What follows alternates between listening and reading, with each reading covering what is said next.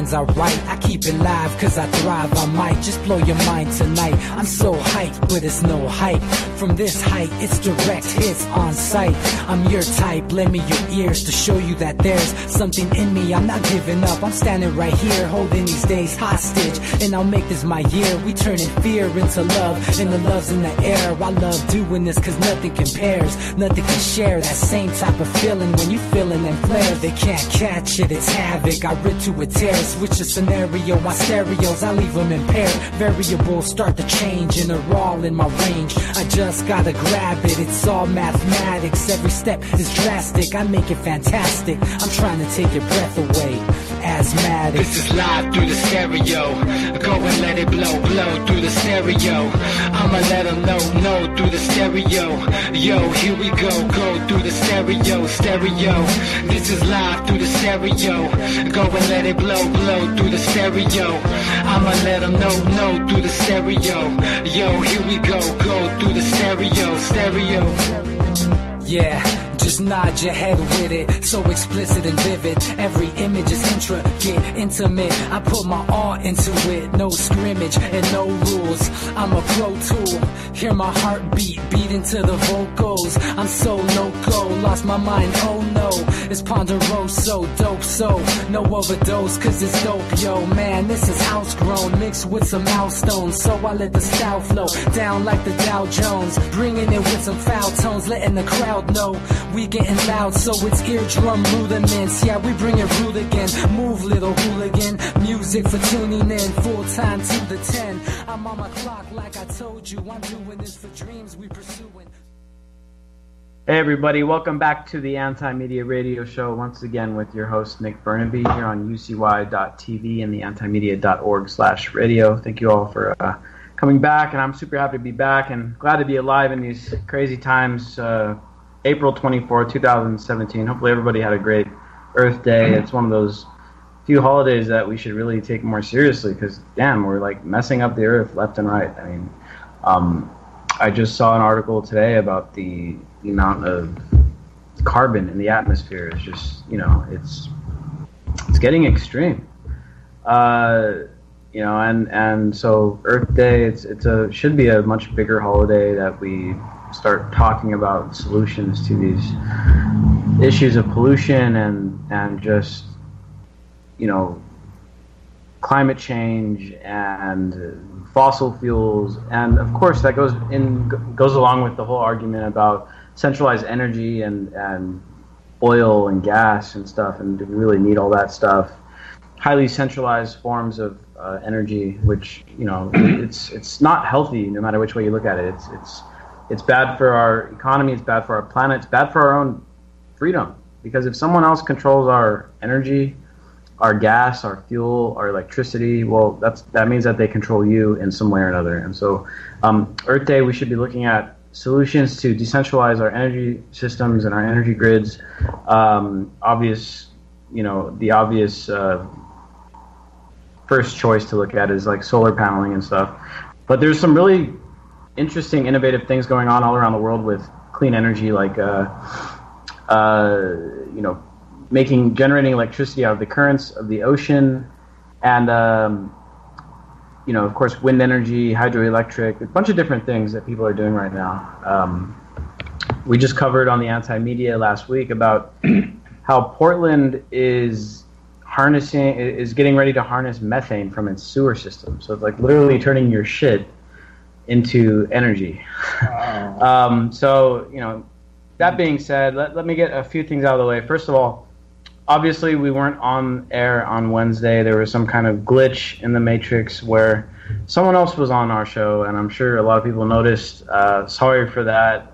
Me and Jake was here in the studio, and we were like super excited to get the show going, and then we go to call in and it wouldn't connect, and then we turn on the radio and we're like, who the hell are those guys? It's not us. I was heartbroken. Nick, I'm still heartbroken, actually. Yeah, dude. I mean, it was like our only show of the year where you were going to be in the studio, and it didn't work out. So, well, at least two drunk jackals got to talk on air for a little while. Yeah, and us drunk jackals got to talk amongst ourselves, I guess, right? Yeah. Instead of hearing me and Jake being drunk, you heard some other drunk people. No, I'm just kidding. We weren't drunk yet. We got drunk later that night, but we weren't drunk yet at that point. Let's see. Where are we at? So first of all, Jake, do you want to say anything about Earth Day before we break into this new stuff? I mean, off the top of my head, I think you pretty much nailed it. I actually just posted a video that's very funny on Facebook. It's what if the Earth treated us the way we treat it, and it's this kind of comedic video of a woman dressed up like the Earth, just basically like pouring oil on people and throwing trash on them and screaming at them. It's pretty funny, but yeah, I mean, at this point, we're at the point now, and Manny, I'm sure Manny will agree with me on this, and especially since vegetarianism, which Manny, who's joining us as well, is a big advocate of. The carbon emissions that come from animal agriculture are such a big part of the equation, and if families could just cut back even a meal a week on using animal products, it would help a lot.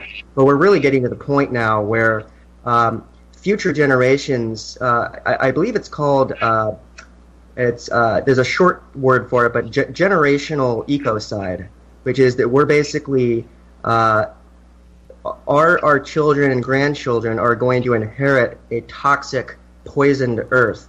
And it's really getting to the point now where our children and grandchildren are going to grow up and they're going to ask us, what the hell were you guys doing? Like, our waterways are polluted, our air is polluted. What the hell were you guys thinking? You knew it was happening and you didn't do anything about it.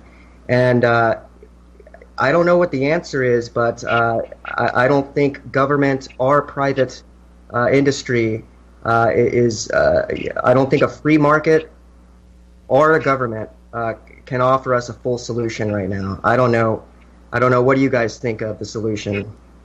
Yeah, man, great points. And as you mentioned, we've got our longtime guest in the studio tonight, Manny Aguilar.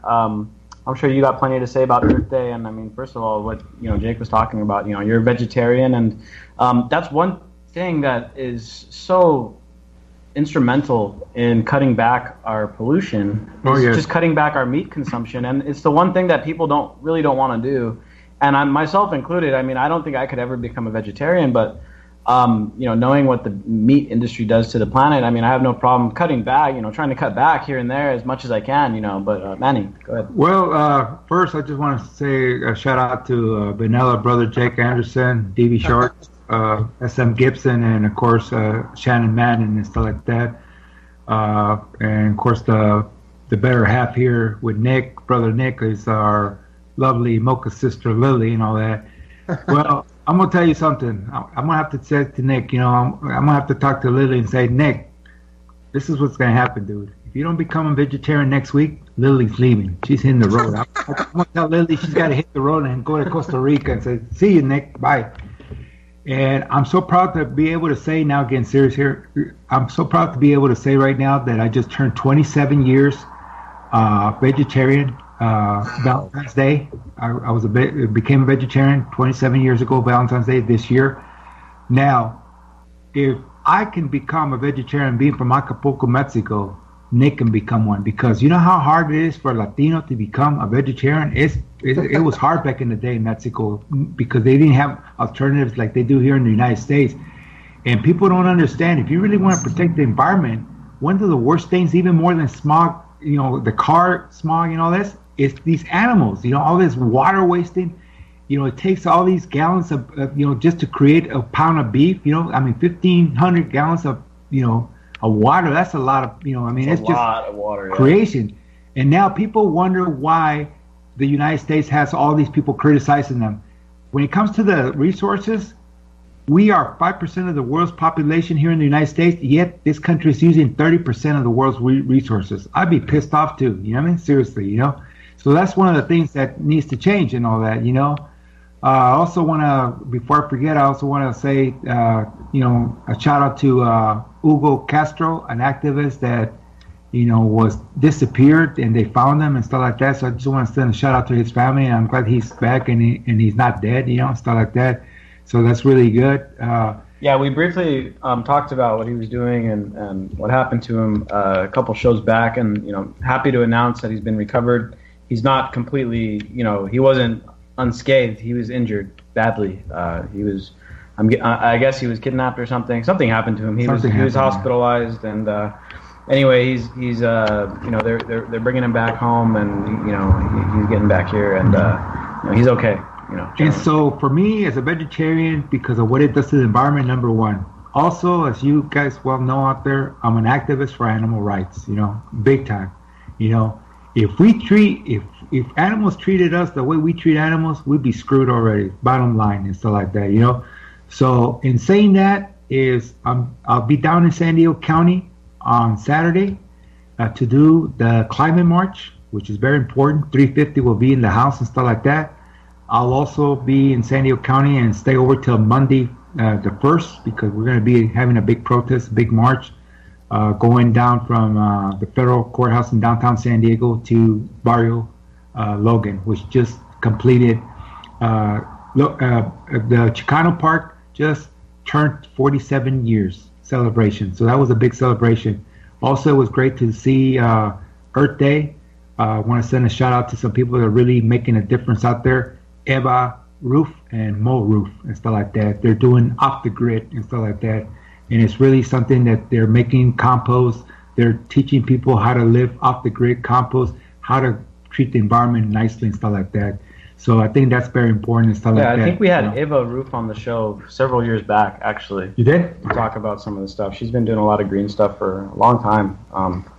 So yeah, off grid, decentralizing energy. These are the main things here with Earth Day, and of course, man, like it is kind of you get guilty eating beef, knowing how these cows are treated, dude. Like, exactly. I mean, at the very least, we should be sourcing our food like humanely, and the way that we've come to treat animals, and not only in this country but around the world, it's shameful. Like, it really is, man. Like, we don't got to torture animals to eat them. We can eat them and be okay with that. Be okay to them too. Yeah. Of course, we don't need to.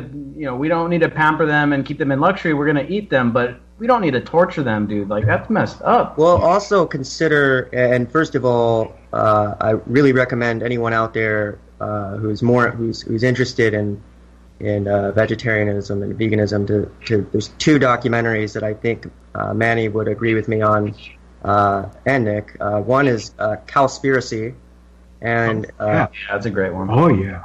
And Forks Over Knives, and big time. They both tackle different areas of the issue, and it's such an important issue because it affects so many different things. First of all, Forks Over Knives goes into the health component of it, and how animal protein actually has deleterious effects on your heart, and possibly causes higher cancer rates, and milk too. So it's worth looking at. And then of course, Cowspiracy shows just how massive of an impact animal agriculture has on it's the number one source of carbon emissions of everything. It beats cars. So I mean, imagine that. It beats power plants. And I get it. It's hard. Meat is good. I get it. I mean, and kids like it, and it's hard to wean a family off of meat. But really consider minimizing and reducing the amount of meat you eat, because it has a huge impact on your health and on the environment.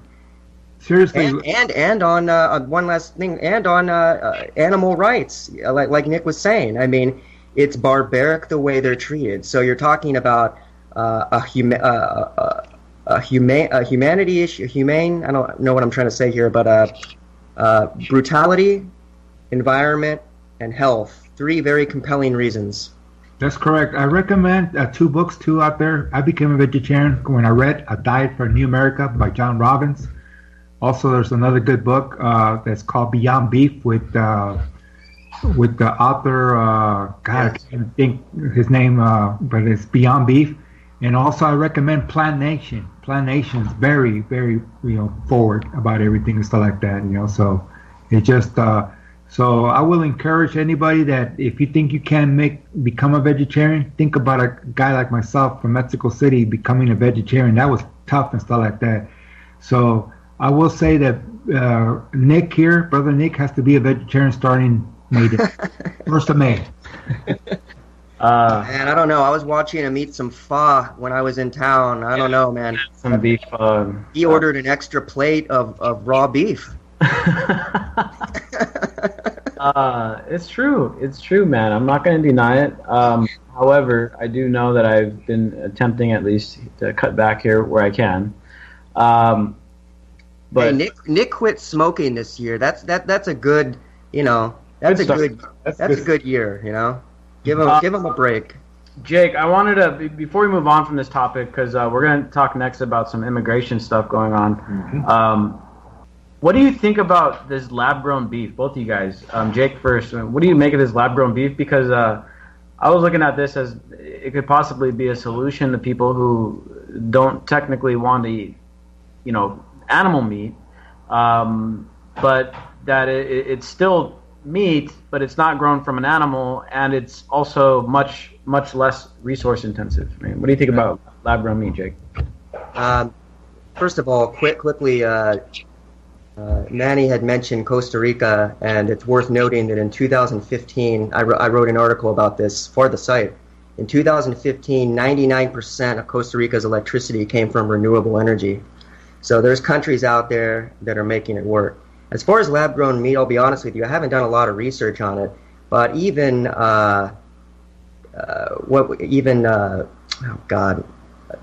the global consortium of nations? I can't think. United Nations, the UN? Yeah, the UN. Jesus.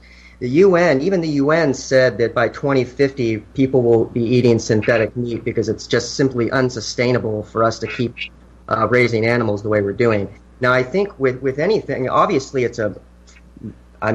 provided that it's not a living creature, it seems to me, stands to reason that it's a much more ethical way of eating meat. We'd have to look at, the health issues, what the GMO situation is, where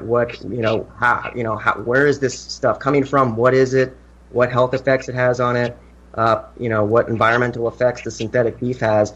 But off the top of my head, it seems to me that would be a more ethical way of giving people meat substances. Although I'll be honest with you, I already think there's some great substitutes out there. Seitan and tempeh. If you cook that stuff right, it tastes just like meat. But I don't know, Manny. What are your thoughts on lab-grown beef? I haven't done that much research on it. Oh yeah, no, and that's true. There's a lot of stuff out there that if you there's a meatloaf place where they serve meatloaf, and if you didn't know that was not real beef, you would know the difference. Right. Yeah. And it's just important. Like for instance, I'll give you a good example. Yesterday, I ate at the Veggie Grill on Sunset Boulevard. Obviously, they have one, but they also have one down here in Carlsbad and one at UTC. I ate at the Veggie Grill, because one of the things that I promote is vegan restaurants and vegetarian restaurants, and so does Have a Roof and More Roof. They call them green places. And the Veggie Grill is one of them. I was eating what I love, buffalo wings. Think about it as a vegetarian. Being able to eat buffalo wings? Are you kidding me? Were they good? Yeah. Super. There's all kinds of substitutes out there, yeah. Yeah, so I'm definitely interested in this lab-grown meat. I've read that it uses way less resources. I'm trying to remember the exact statistics, but I believe I saw one company who was claiming like 95% fewer resources to grow it. So, it is an interesting technology that is just in the last year or two has gained a lot of traction and financial backing. The interesting thing is that these are actually, biological cells. They extract what do they call those? Stem cells, basically. They extract stem cells from living animals, and then using those stem cells, they clone the cells and create this meat product. Oh, okay. So it's some of these products, they actually are meat. They're just not, you're not slaughtering an animal to Right. Okay. and you're using a lot less resources. So it is something interesting to keep an eye on. But we're going to have a special guest on the show in about 10 minutes to talk about some foreign policy stuff. A guy by the name of Aaron Nelson that's working on a campaign with us and several other people to shed some light on this increasing march towards war that Trump is, taking us down. Not just Trump, but of course this is just a continuation of the Bush-Obama policies that I guess a lot of people voted for Trump thinking he was not going to go down that route, but unfortunately he has. And so there's a major campaign underway to kind of stand up to Donald Trump. And so we're going to have Aaron on the line in a little bit. But first I want to talk about some issues that are really pressing right now here in the U.S., which is immigration, man. The government is threatening to go on the brink of shutting down, and they say shutting down. I make quotes when I say that because the government doesn't actually shut down. It just, some functions stop working. But I don't know if you guys have heard about this. There's like a budget impasse on the funding for the wall because, Donald Trump ran on this platform of, hey, we're going to build this giant wall on the border and Mexico is going to pay for it. Well, that was really dumb because Mexico isn't going to pay for it. And I've written kind of extensively on this topic about how, regardless of how Trump goes about trying to wind up paying for this thing, the U.S. taxpayer is going to pay for it.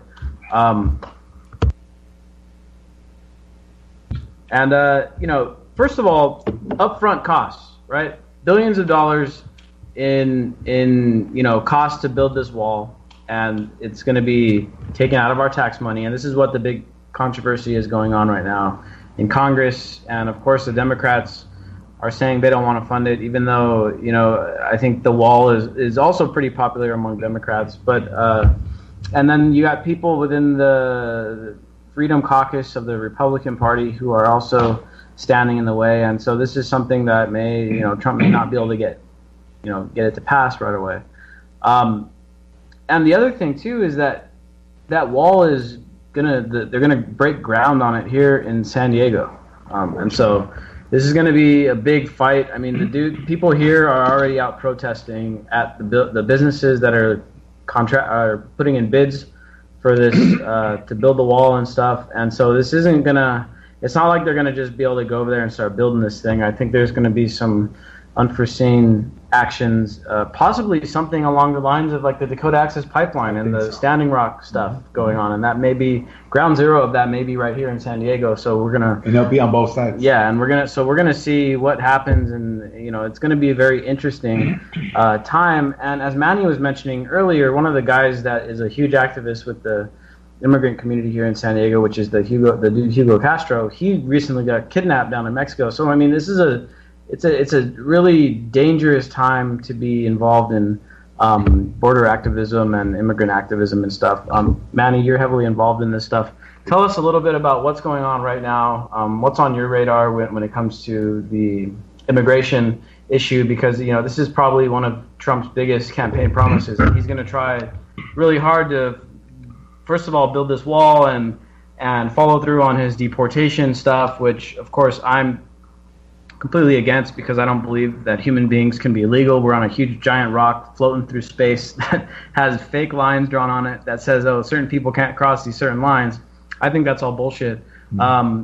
But Manny, you're up on this stuff. Tell us about what's going on right now, and what you're. Well, as far as immigration, people that know me as an activist know that I don't believe in no flags and no borders.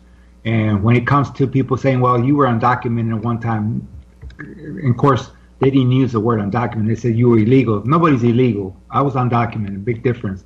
And I will say that, I didn't cross the border. The border crossed me, And so one of the things that there was a big rally down here, and of course I didn't make it for Friday. I didn't come in till later. Friday, Attorney General Sessions was here, and also who's the chief of Homeland Security? He was in town too, and there was a big protest at the border between 10 in the morning and 12.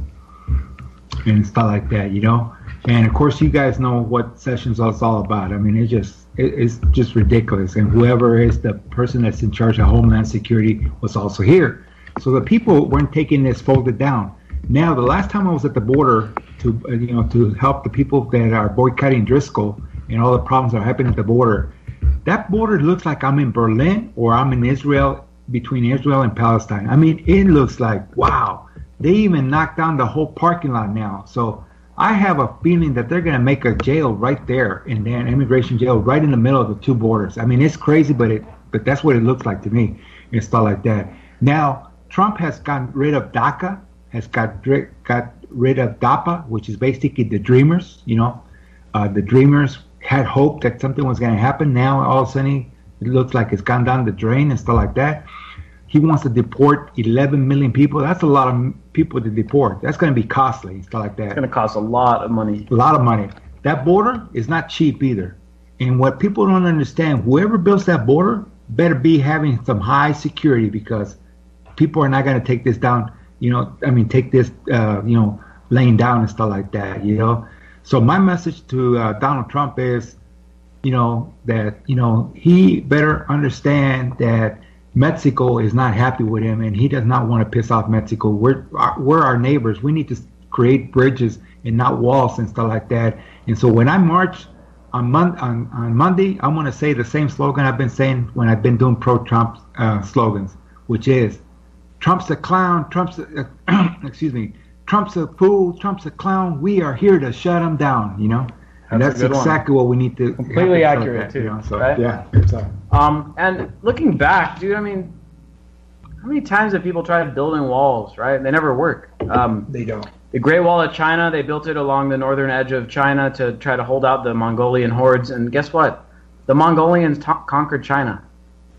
The one example that I think of a lot, and it's so symbolic, is the Romans and how they built that big wall over in England. You remember that? They built a wall. The Romans built a big wall in England. I don't know the name of it, but it divided in the northern half of England from the southern half, and that was like at the furthest extent of the British Empire. That was the peak, and after they built that wall, they started declining. Yeah.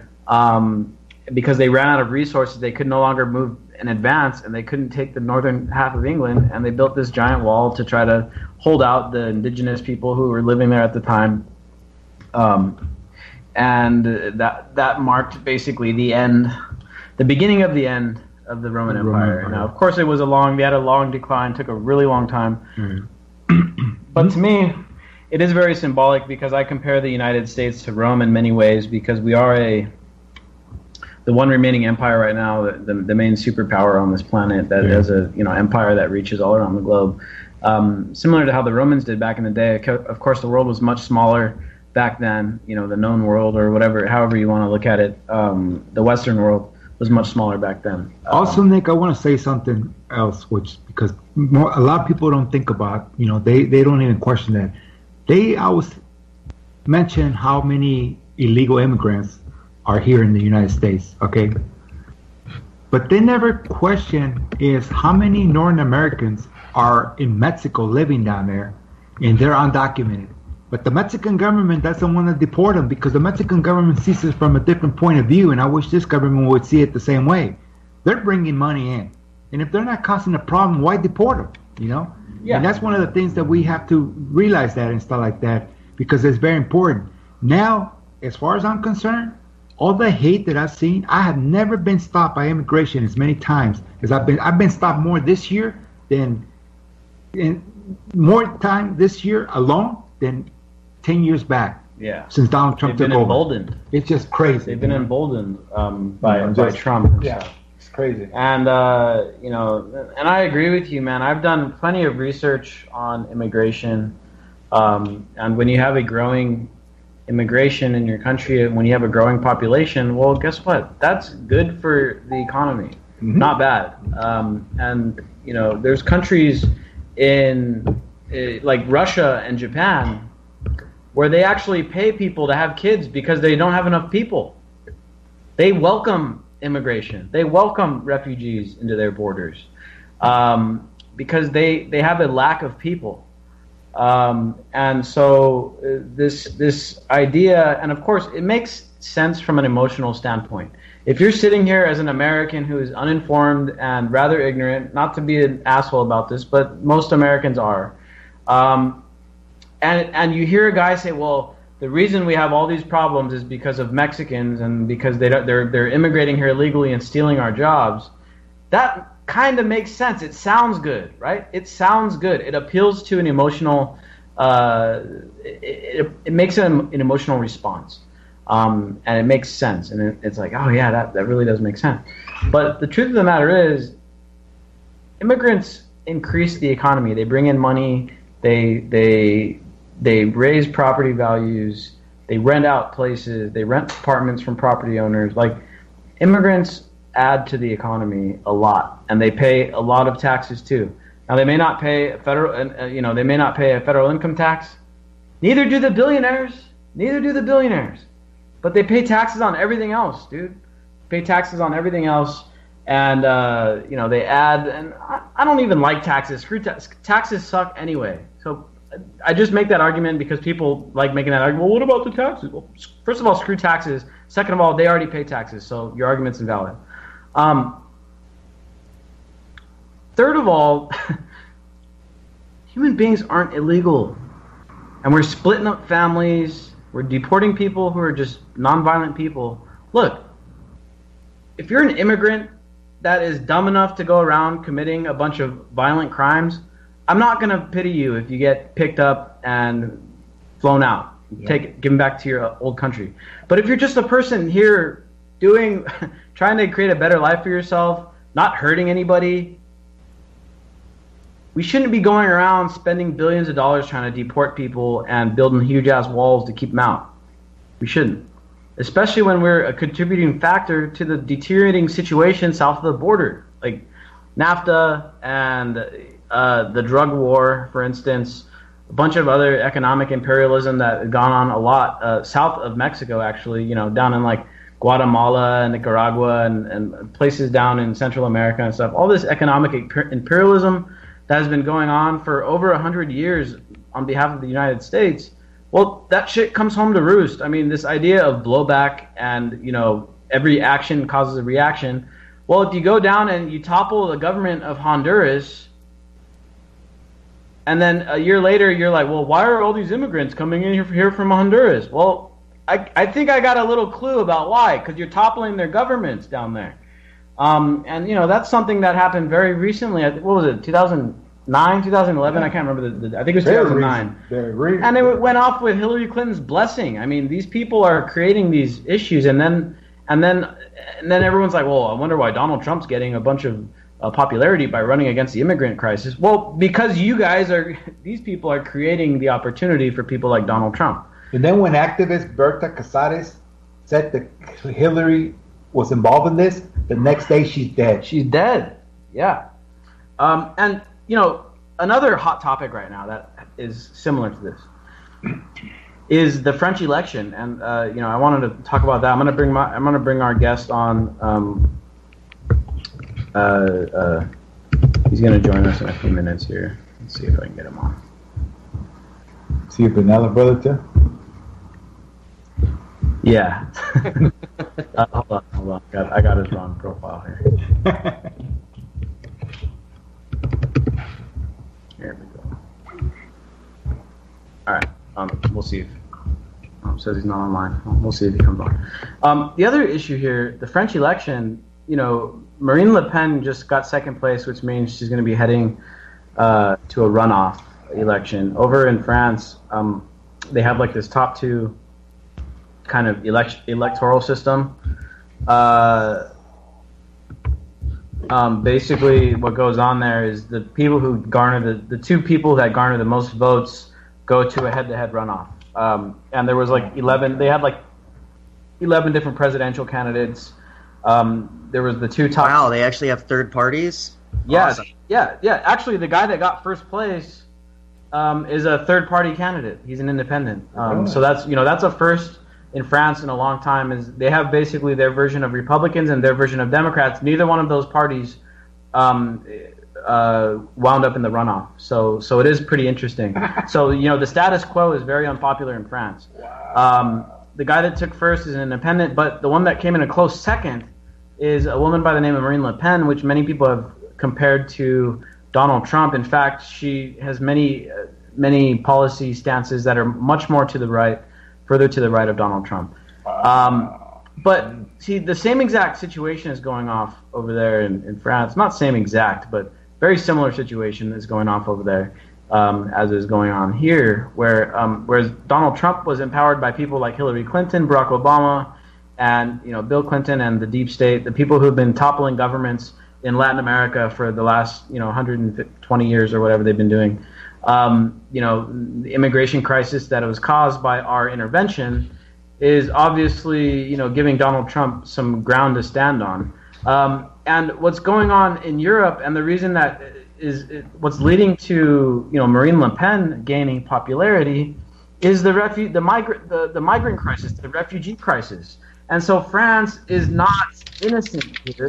France just got done helping topple Libya. France got done militarily intervening in Mali all by itself.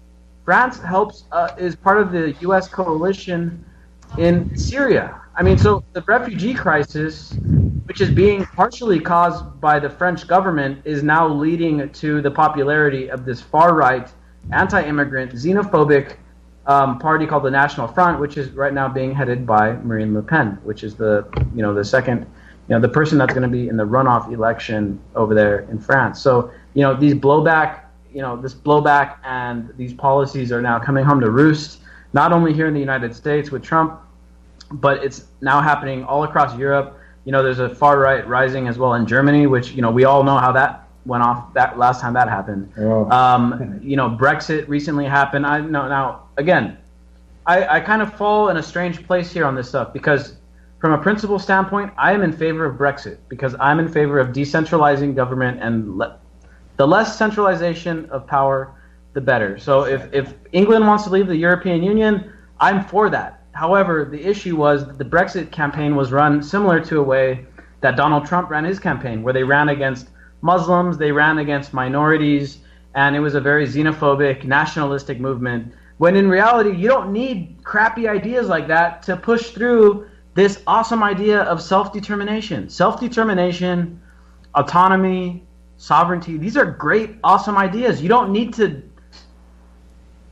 dirty them by tying in nationalism and xenophobia and crap like that, and isolationism, and I don't mean isolationism from a foreign policy standpoint, but like economic isolationism and stuff like that. We don't need to do all that stuff and taint these great ideas of independence and self-determination. Those ideas stand on their own. So, the fact is people run on these anti-immigrant things because they work well for politicians who are playing off of people's emotions. Donald Trump is a president who is elected solely off of people's fears and emotions. Mm-hmm. And, that's what Donald Trump is. Joining us on the show, we have Aaron Nelson on the line. I believe he's in Phoenix right now. Aaron, how you doing, man? Doing great. Been really busy. How are you guys? Really good. Busy as well. Happy to be back because we missed our show on Wednesday due to some weird technical issues, but happy to have you on. And we're on this topic of Trump, and you've been spearheading this campaign called #Stand Down Mr. Trump. Aaron, tell us a little bit about what you have going on there. Yeah, we've been working on this now for how long has it been? Since April 6th now? About 3 weeks, 2 weeks, 2.5 weeks. About that, yeah. Yeah. Well, I'm sure you know a lot about it. The anti-media's been involved. A few other outlets have been involved. We're trying to find common ground between open source media outlets, basically, or modern media, alternative media, whatever you want to call it, trying to unite against these geopolitical escalations that Trump suddenly just launched. All of a sudden, Trump has gotten really trigger happy, right? Oh, yeah. And this is a candidate who ran against a lot of these foreign policy, stances, especially on regime change. I mean, Trump created a lot of controversy when he said, "Hey, maybe toppling Saddam Hussein wasn't the best idea. Yeah, he wasn't great, but the alternative, the replacement, is even worse. He took the same line with Assad too. The exact same. Yeah. He also famously and Gaddafi. Yeah, that's what I was going to say. He famously said Gaddafi should never have been taken out. I agree with Donald. Those are one of the few things that I agreed with Donald Trump on. But then he gets into office. A few weeks go by. The deep state gets a hold of him. They they get rid of anybody that was in his cabinet that was thinking outside the box.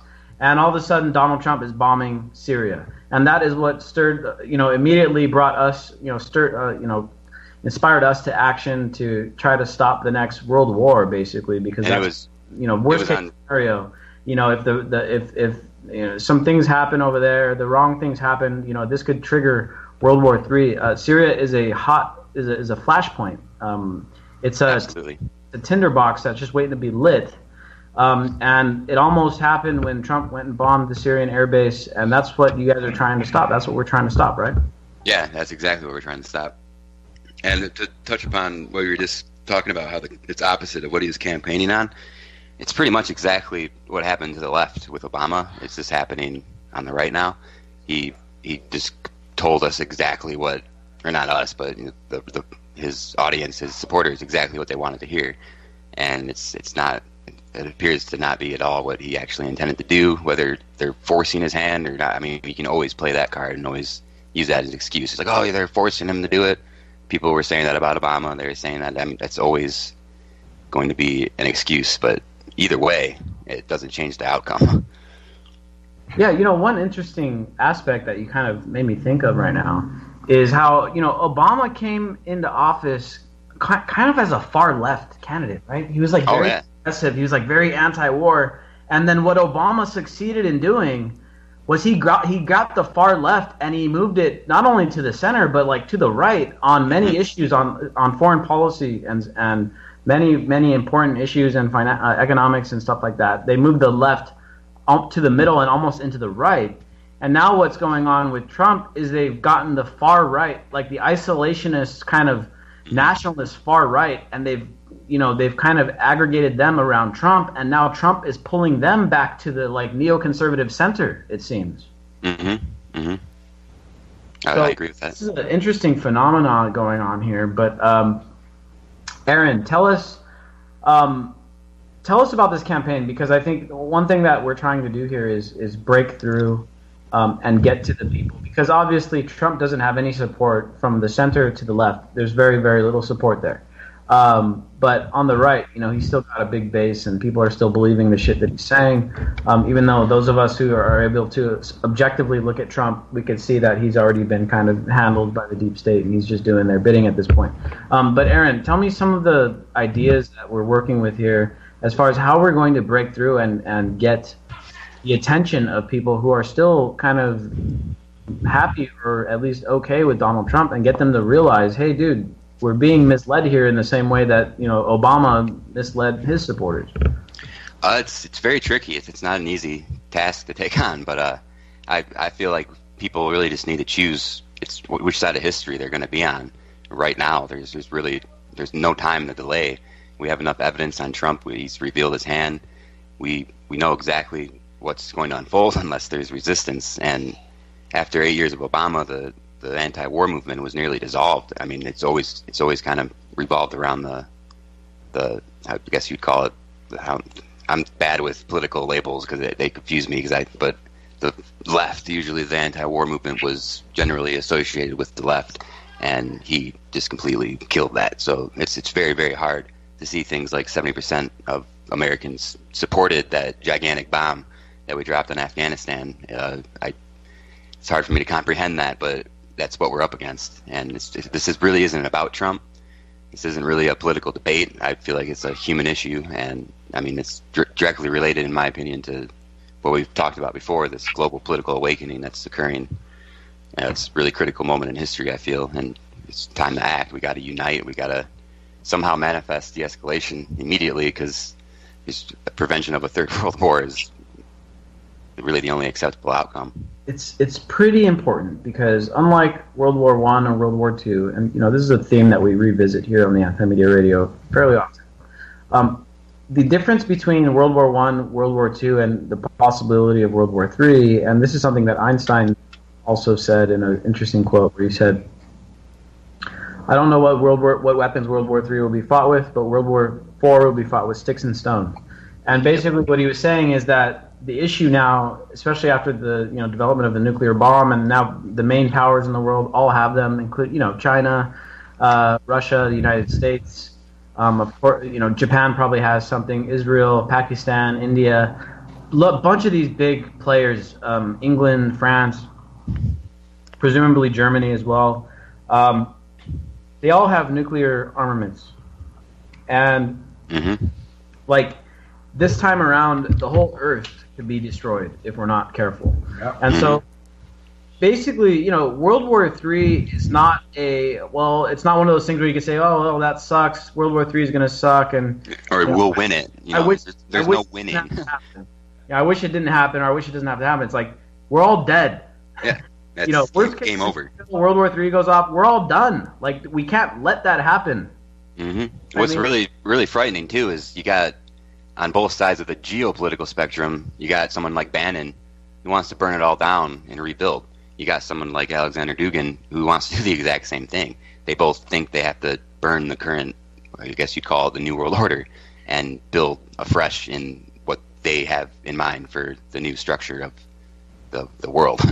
A new World Order. Yeah, exactly. But in my opinion, I agree with you. I don't think we survive. If there's a third world war, that's it. Yeah. Or, maybe a few people live, maybe extremely rich, but a lot of people die. Oh, yeah. A lot of people. And species and extinctions and whole forests we wiped out.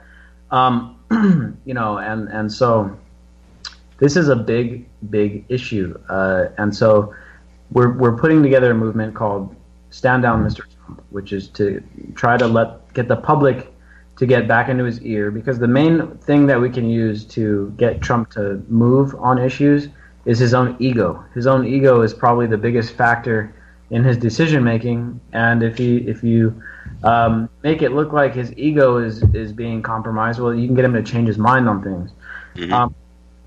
And so the only thing right now that it looks like that could give us peace of mind, that okay, Trump will step back and he's not going to start World War III, is the public getting in the way. The public needs to get into his ear. His own base needs to get in the way. And I think a lot of people, because of the bombing in Syria, a lot of his own base started waking up. But again, going back to the other thing, when he dropped the mother of all bombs in Afghanistan, a bunch of people support that. And if you saw the footage of that bomb, I mean, it was so big, and they dropped it on an area that is populated, and they supposedly killed ISIS guys, but that bomb terrorized a bunch of people. I don't know if you guys saw the footage, but it was bad. Like, if you were anywhere near that thing, you would have been terrorized. I mean, it's a historical moment in history that's going down in the history books. That's going to be a defining event, in my opinion. Biggest non-nuclear bomb ever dropped. I mean, and that was only a couple weeks after he went and bombed Syria. Yep, on flimsy evidence. I mean, no investigation, no evidence at all that was Assad's responsibility. I'm not convinced Assad did it. In fact, I'm more convinced that Assad didn't do it. He has no motive. I'm convinced. No evidence. I mean, that wouldn't hold up in court. It just wouldn't. You would think that bombing another country, you would at least have the amount of criteria that you would have in a court case, right? It's like, okay, here's the evidence, here's the motive. Okay, this guy probably did it. We don't have evidence or a motive in Syria, and yet we're already bombing this country. That's what's so frightening. That's why we're so convinced that this is just the beginning. If he was willing to do that on nothing, there's a lot more coming. Yeah, and so the other thing, and we're not just talking about one front here. Now, these lunatics in charge, not only are they basically trying to take on Russia in Syria. Now, this whole thing in Syria, it's not just about Syria. I think it's mostly about Russia, actually. Yeah, I agree. Now, at the same time, we got a bunch of ships steaming towards North Korea. In fact, one of the carrier groups just arrived today or last night, I think. And so, just like Syria is not completely about Syria, it's about Russia. North Korea is obviously not just about North Korea, it's about China. Yeah, we got Russia, Syria, China, North Korea, Afghanistan, Iran, Yemen, they're all escalating quickly. Yeah, so there's a multi-front war here going on, and it's not going to be pretty. It's going to be really, really ugly if any of these things turn hot. And if any of the big major powers wind up shooting at each other, we're looking at a very, very bad situation for the future of humanity. This is why it's so important to put a stop to it. I mean, nobody wants these damn wars to happen. No. Nobody wants to go fight and kill people. Nobody wants to spend, billions and trillions of dollars going around the world and being the policeman of the world. And that's why Trump beat Hillary Clinton in the election, because he ran on those ideas. He ran on ideas of, look, we're not going to do nation building. We're not going to do regime change. We're not going to go around adventurism with the military. We're just going to fight ISIS. That's it. And instead, Trump is becoming even more hawkish than Barack Obama. He jumped on the meme of don't vote for Hillary Clinton because she's going to start World War III by doing the exact same things that he's doing right now. Yeah, exactly. And another thing I thought of too that we should mention is the biggest complaint I've seen in social media about the hashtag right now is people assume that we're calling for Trump to resign. And I would like to just kind of point out that while we're not opposed to that idea, we're definitely well aware of the fact that Pence is just as bad of an option moving forward, perhaps even worse. What we're meaning by stand down is that Trump needs to stand down from continuing to escalate these geopolitical tensions towards World War III. He needs to stop carrying out the neocon agenda immediately, and whether or not that means he has to resign and then we have to have Pence resign. I don't know what the path forward is or how it's going to happen or what's going on behind the scenes with the deep state, but that's the end goal, to have him stand down from continuing to escalate. And what's interesting, just to make a quick point here, is that Trump's own base is so much on board with this. They do not want war and regime change. So short of a terrorist attack towards the end of his first term, which of course would probably get him reelected due to the fear of a terrorist attack, and of course I think it's very possible that something like that could happen. But short of that happening, I don't understand how he expects to get reelected when he's abandoning such a major part of his platform. I mean, talking about an attack, too, when you got Noam Chomsky, of all people, warning that Trump may pull off a false flag terrorist attack, that's a big deal. When you have Noam Chomsky talking about false flags, there's something wrong. Because that dude has been pretty... disappointing with 9/11, yes, for sure. Exactly. Yeah. Yep, definitely. Very interesting. Very interesting stuff, dude. So, Aaron, how can people get involved? I know there's some people listening tonight that are already aware of this campaign, but those that aren't, how can they get involved in the Stand Down Mr. Trump campaign? You can search the hashtag on Facebook or Twitter, and you'll start seeing a stream of thoughts and posts and media and videos and memes, all kinds of stuff, articles. We got a couple things we're brainstorming and trying to manifest right now. Something like we've been working on a video montage, actually, of a bunch of the modern media activists and journalists speaking out and speaking their mind on how they feel about Trump's recent escalations in all these countries. We got a bunch of memes for Stand Down Mr. Trump that we want to turn into a graphic set, so people can print off PDFs, and maybe we can supply some stickers, send them out, so people can actually get involved, off of Facebook. They can get off Facebook, get involved in the real world, start putting them up around town and the local communities, maybe take a picture, upload to social media, use the hashtag. And if we really want to go all out, we can start using all of our media coalition and actually gather all those photos, turn them into a little epic Creative Commons articles, to further launch the operation and the public's awareness, things like that, bit by bit, is all together. But joining the group on Facebook is where I would recommend to start. There's I think it's just facebook.com/groups, I think is the tag, and then, Stand Down Mr. Trump. Nice. Yeah, and, the other thing, too, man, is that all this hype on North Korea, I mean, I get it with Assad. I mean, there's plenty of reports that say Assad is a butcher and he's done really bad things, and I don't dispute a lot of those reports. Mm-hmm. I don't think he used the recent chemical attack. I don't think that was him, but I'm not doubting that Assad is a brutal politician, not that unlike most politicians around the world. I think most politicians are relatively brutal people. From the United States to Russia and everywhere in between, I think there's a bunch of corrupt politicians all around. There's no good guy. Yeah, not many good politicians out there. Very few.